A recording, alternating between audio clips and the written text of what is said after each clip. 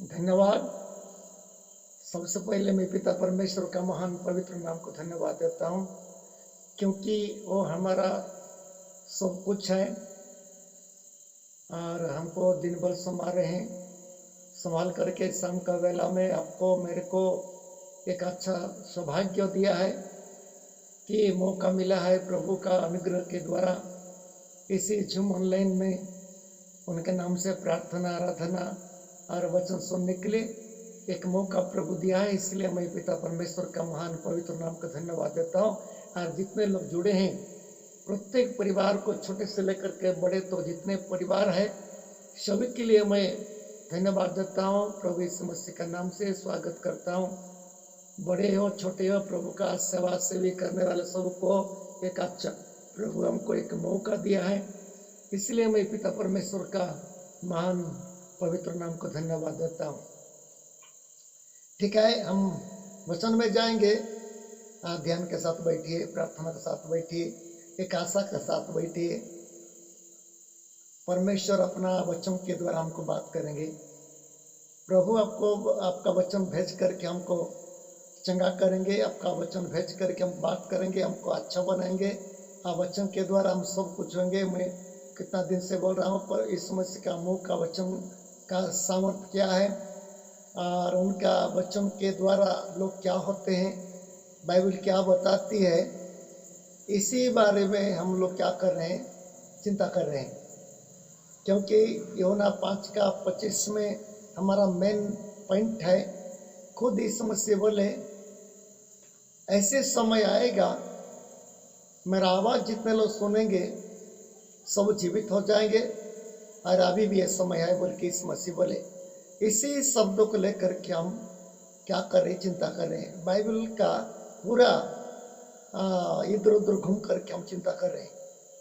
तो इसलिए परमेश्वर का वचन के बारे में हम लोग सोच रहे हैं। परमेश्वर का अर्थात इस मसीह का मुंह का वचन क्या है, कितना सामर्थ्य है, क्या है, इसके बारे में हम लोग चिंता कर रहे हैं। क्योंकि यूहन्ना 1:4 में लिखा हुआ है, उनका वचन में जीवन था। वही जीवन का वचन हम लोग सुन रहे हैं, और वही जीवन का वचन बाइबल में है। जीवन का वचन आज क्या है, जीवित है। वह वचन अभी भी काम करेगा। कल मैं बताया था आप लोग को, ईसाई पुस्तक में पढ़े थे और बताया था, खुद परमेश्वर बोल रहा है, मेरा वचन ऐसी होता है, वो निकालता है तो निष्फल होकर के लौट करके नहीं आता है और बेकार नहीं होता है। जो काम के लिए मैं भेजता हूँ, बोलता हूँ, वो काम करके आता है। तो इसलिए आज वही वचन का हम लोग सुन रहे हैं। क्या हमारा जीवन में क्या परमेश्वर काम नहीं करेंगे क्या? वही वचन हम लोग को परमेश्वर भेज रहा है, तो हमारा जीवन में भी काम करेगा। जो सुनेगा वो जीवित हो जाएगा। क्या हमको जीवित नहीं होंगे? क्या हमारा जीवन नहीं मिलेगा, नया जीवन नहीं मिलेगा? परमेश्वर का वचन के द्वारा आज लाखों करोड़ों लोग का जीवन नया बन गया है और नया होते जा रहे हैं। अभी भी ये सामर्थ्य है, लोग जीवित हो रहे हैं। परमेश्वर के वचन के द्वारा लोग पाप से पश्चाताप कर रहे हैं। पाप क्या है लोग को पता चल रहा है परमेश्वर के वचन के द्वारा, और अधर्म क्या है पता चल रहा है, और अन्याय क्या है पता चल रहा है, न्याय क्या है पता चल रहा है परमेश्वर का वचन के द्वारा। परमेश्वर का वचन के द्वारा सच्चाई क्या है ये पता चल रहा है। परमेश्वर का वचन के द्वारा परमेश्वर कौन है ये पता चल रहा है। सृष्टिकर्ता कौन है ये पता चल रहा है। जो वचन का ज्ञान जिसको नहीं है, किसी को भी परमेश्वर मान सकता है, किसी को भी सृष्टिकर्ता बोल सकता है।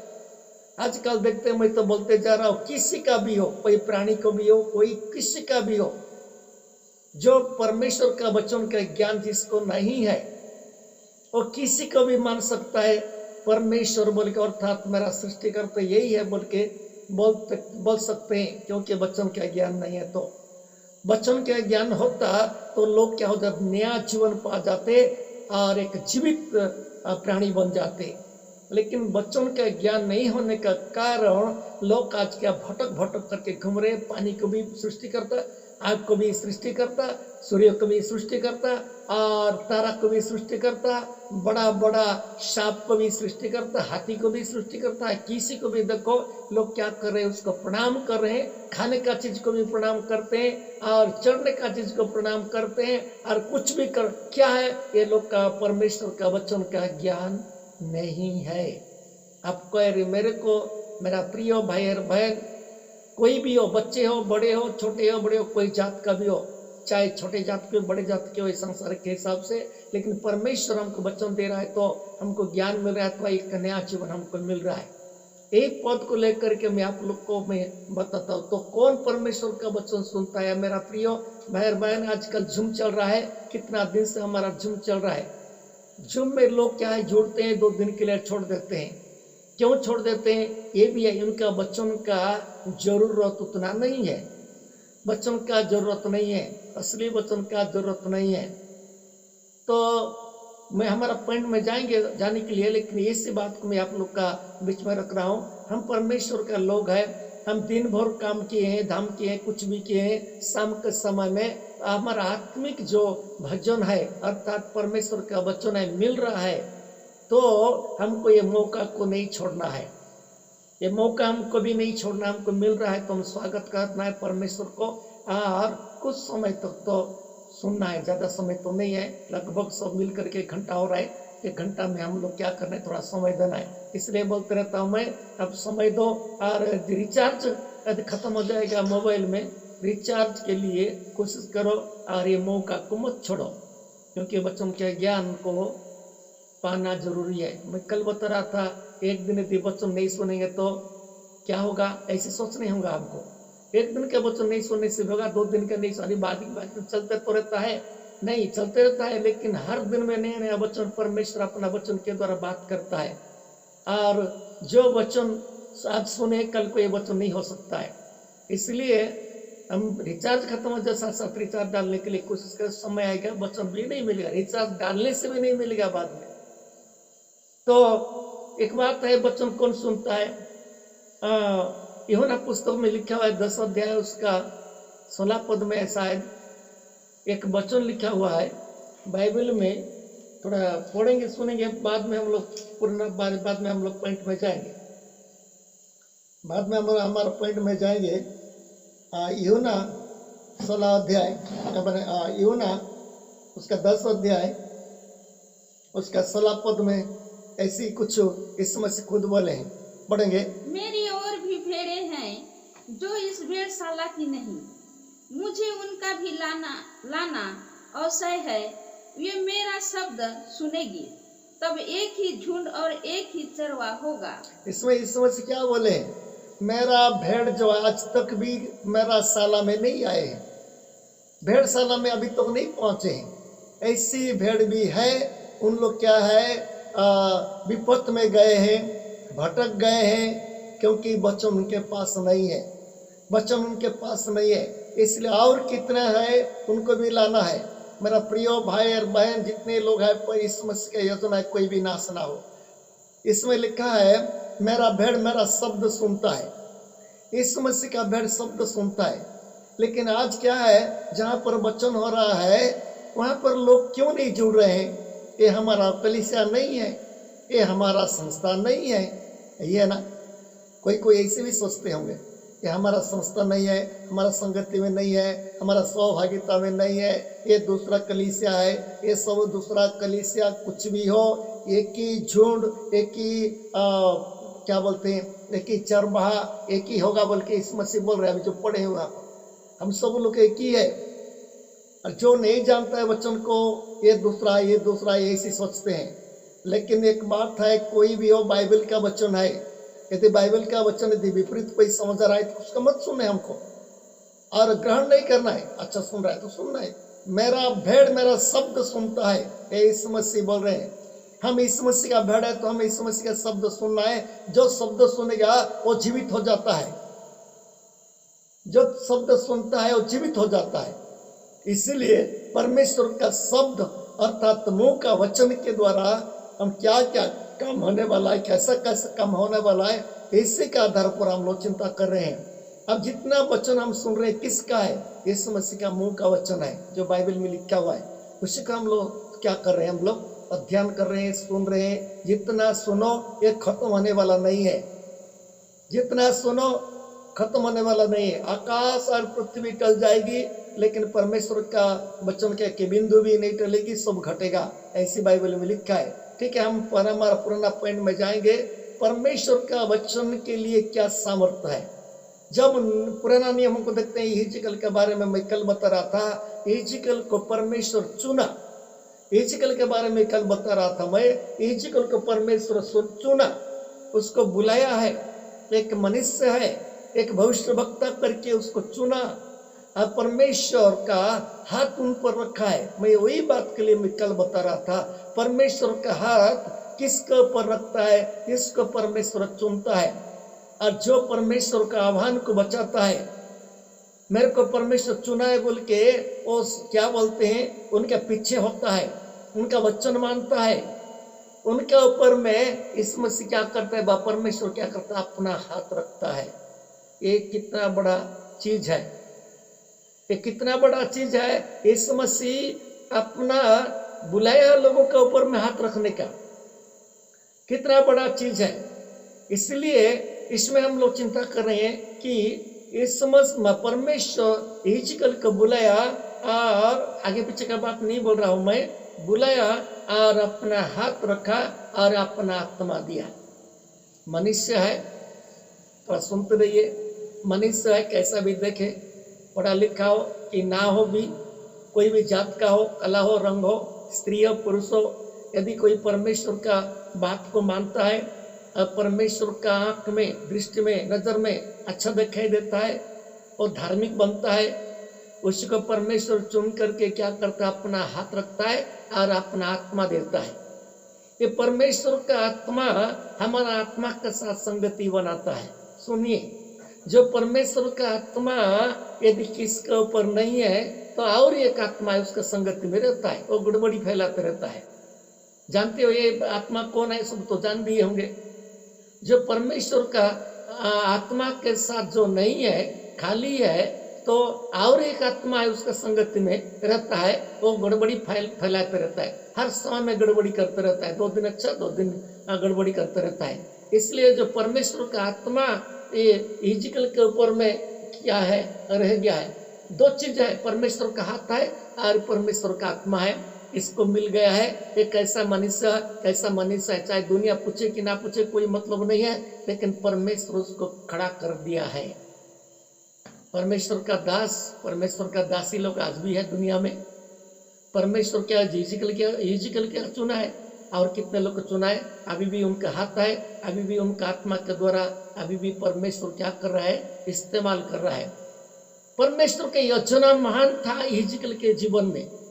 हिजकिय्याह इसलिए चुना था, एक हिजकिय्याह भी एहसास करे, अनुभव करे कि दुनिया जाने, बाइबल में लिखा जाएगा, दुनिया जाने हिजकिय्याह के द्वारा परमेश्वर क्या करना चाहता है, कैसा इस्तेमाल करना चाहता है। इसलिए हिजकिय्याह को परमेश्वर क्या किया है, चुना है। हिजकिय्याह को इसलिए बुलाया है। जीवन में कोई मनुष्य का काम नहीं है, ऐसी चीज को अभी हिजकिय्याह के द्वारा परमेश्वर कराने के लिए चाहता है। खाली केवल उस समय हिजकिय्याह था, ठीक है। अभी देखते हैं मूसा के बारे में, देखते हैं एलिया के बारे में, और देखते हैं कितने परमेश्वर का दास के बारे में, पतरस के बारे में, पौलुस के बारे में, जिसको परमेश्वर चुन रहा है, बुला रहा है, इनके द्वारा क्या करना चाहते हैं, कोई योजना रख करके बुलाए। जब पतरस को यीशु मसीह बुलाया और बोले मैं आज से तेरे को मनुष्य पकड़ने के सिखाऊंगा, ये बड़ा जिम्मेदारी उनको भी दे दिए। जानते हैं पतरस के द्वारा कितने लोग उद्धार पाए, कितने लोग शैतान का बंधन से, रोग का, व्याधि का बंधन से लोग क्या है, छुटकारा मिला है, ये पतरस के द्वारा। इसलिए पतरस को प्रभु बुलाए थे। एलिया को इतने बुलाए थे, एलिया के द्वारा क्या क्या काम नहीं किए, इसलिए बुलाए थे। मूसा के द्वारा आप लोग जानते हैं, इस्राएल लोग बंदी थे, मिस्र में बंदी से छुटकारा दिलाने के लिए इसको चुने थे, मूसा को। ऐसे ही परमेश्वर भी हमको भी, आज भी हमारा सामने कितने लोग बंधन में है, हम क्या करना है, एक संगति बना करके लोगों को क्या करना है, छुटकारा दिलाने के लिए कोशिश करना है। तो इसलिए अभी हिजकिय्याह के बारे में देखते हैं, इजिकल के हम लोग देखते हैं कि परमेश्वर के बड़ा योजना करके बुला रहे हैं। पढ़ेंगे हम इजिकल का 37 अध्याय 1 से कुछ हम एक तो पढ़े नहीं, फिर भी पढ़ेंगे, एक दो पद पढ़ेंगे। यहोवा की शक्ति मुझ पर हुई और वह मुझ में अपना आत्मा समा कर बाहर ले गया और मुझे तराई के बीच खड़ा कर दिया। वह तराई हड्डियों से भरी हुई थी। तब उसने मुझे उनके चारों ओर घुमाया और तराई की तरह पर बहुत सी हड्डियां थी और वे बहुत सूखी थी। इसमें सुनिए एक और विचित्र बात लिखा हुआ है। ये विचित्र बात लिखा हुआ है। इसको पढ़ने से कोई पुराण टाइप का लगता है, पुराण में जैसा लिखा है ऐसी लगता है। पुराण में आप जानते हो ना, पुराण में जो प्रकार लिखा रहता है, जो सच्चाई में भी नहीं है ऐसी भी लिखा रहता है, इसी टाइप का लगता है, लेकिन नहीं है। ये सच है, 100% सच है, 100% सच है। ये कोई झूठ मूठ नहीं है और कोई इधर उधर नहीं है, सच है।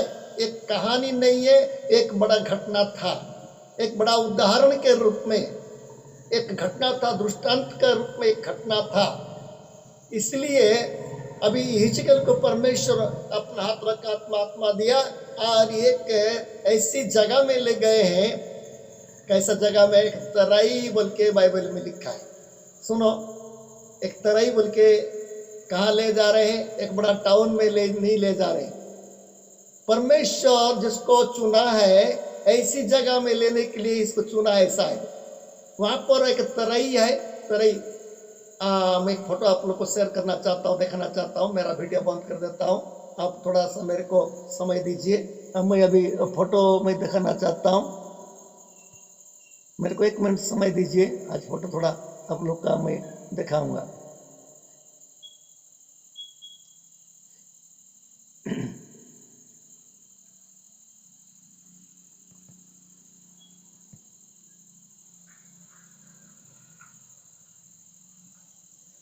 आप लोग देखते होंगे, ये जगह को देखते होंगे। मैं कितना फोटो में आप लोग को दिखा हुआ। और एक साइड में एक नरकंकाल बोलते हैं, मरा हुआ एक खपड़ी है, ऐसी पड़ा है। एक हिजकिय्याह के ले गया है परमेश्वर, ले जा करके खड़ा करके चार तरफ में घुमा करके दिखा रहे हैं कि चार तरफ में एक तराई के बीच में ले गए। एक तराई के बीच में ले गए। यहाँ पर कैसा कैसा स्थिति है, ऐसा स्थिति है, इसमें ले गए परमेश्वर, इसको घुमा रहे हैं। एक अच्छा जगह में ले जाते तो अच्छा होता है, एक टाउन में, नहीं तो कहाँ ऐसी जगह में ले जाने से होता। लेकिन इसको एक तराई है, वहां पर लोग नहीं है, लेकिन बाइबल कहती है एक मरा हुआ लोगों का हड्डी पूरा भरा हुआ था, पड़े थे, हड्डी पूरा भरा हुआ था, पड़े थे। और एक फोटो में दिखा रहा हूँ आप लोग को, थोड़ा देखते जाइए। आप लोग का मैं थोड़ा सुनिश्चित करने के लिए मैं ये बता रहा हूँ। इसमें थोड़ा सा देखिए, आप देख रहे हो ये फोटो को, ये हिजकिय्याह खड़ा करके परमेश्वर पूछ रहे हैं, इसमें क्या पड़ा है? आप लोग देख रहे हैं ना, क्या क्या पड़ा है? चार तरफ में खाली मरा हुआ हड्डी पड़ा है। चार तरफ में मरा हुआ हड्डी यहाँ पर पड़ा हुआ है। यहाँ पर खड़ा कर दिए परमेश्वर, हिजकिय्याह करके बोल रहे हैं, ये क्या देख रहे हो? तो ये क्या बोलेगा बेचारा?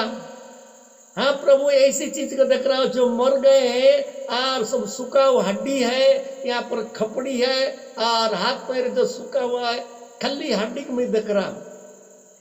परमेश्वर कैसा जगह में इसको ले गए हैं और क्या करना परमेश्वर चाहते हैं, तो इसका हम सोचना है। जो मनुष्य का चिंता में कभी नहीं होता है, मनुष्य का चिंता में, मनुष्य का हृदय में, भावनाओं में कभी नहीं होता है, कभी सपना भी नहीं होता है, ऐसा चीज परमेश्वर के पास है। इसलिए पौलुस बोल रहा है, क्या बोल के, हमारा लिए परमेश्वर जो हम लोग अभी तक नहीं सुने हैं, आंख में नहीं देखे, कान में नहीं सुने, हमारे हृदय में कोई भावनाओं नहीं है, ऐसा चीज परमेश्वर हमारे लिए रखा है बोल के पौलुस से बोल रहे हैं। ऐसी हम लोग देखते हैं। इसी को बारे में चिंता करिए। ये व्यक्ति को परमेश्वर ले गए, कैसा जगह में है? एक हड्डी जगह में, मरा हुआ हड्डी है। मैं पहले बोल चुका हूं, इस समय से क्या बोले, मेरा आवाज जितने सुनेंगे, लोग सुनेंगे तो जीवित हो जाएंगे। ऐसी समय आएगा और अभी भी है। हमारा पॉइंट वही है। ये सब मरे हैं। इसको किसको दर्शाता है जानते हो? एक प्रकार को किसका दर्शाता है? हमारा आसपास में, हमारा लोग, हमारा परिवार में हो, हमारा आसपास में हो, जो उद्धार नहीं पाया है, जो परमेश्वर का आवाज नहीं सुन रहे हैं, सब ऐसी टाइप का होकर के पड़े हैं। आत्मिक जीवन में बोल रहा हूं मैं, आत्मिक जीवन में इसी टाइप का होकर के पड़े हैं। किसका भी जीवन नहीं है।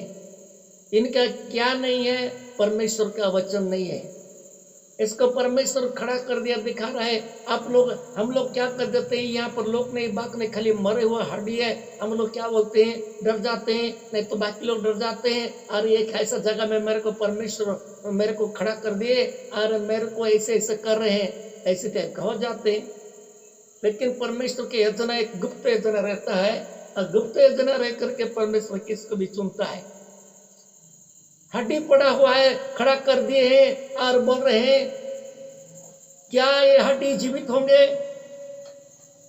मैं कितना फोटो आप लोग को शेयर कर रहा हूँ। आप लोग ये हड्डी के बारे में आप लोग थोड़ा मेरे को समय दीजिए। आप लोग को मैं दिखाना चाहता हूँ। अपने ईश्वर प्रभा ले